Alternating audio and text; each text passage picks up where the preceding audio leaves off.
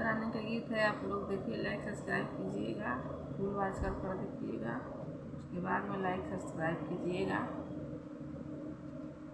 मैया के कमरा में साड़िया पहना दिए सखिया, मई के कमरा में साड़िया पहना दिए सखिया, दिलवा माई पर लागल बाबा तादय सखिया, मनवा माई पर लागल बाबा तादय सखिया।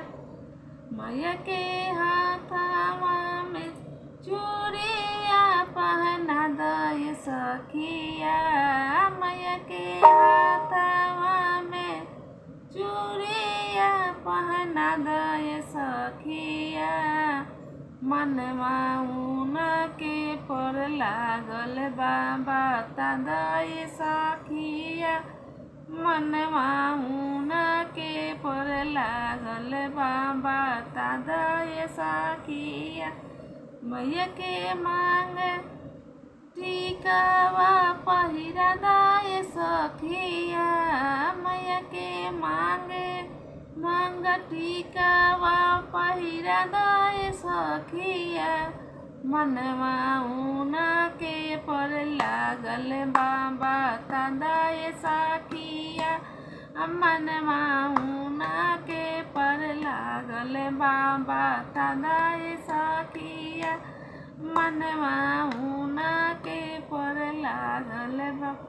मैया के डारवा में डारा कस पहिरा दय सखिया, पहिरा दय सखिया, मनवा उनके में लागल बाबा तादय सखिया, मनवा उनके में लागल बाबा तादय सखिया, मनवा उनके में लागल बाबा तादय सखिया।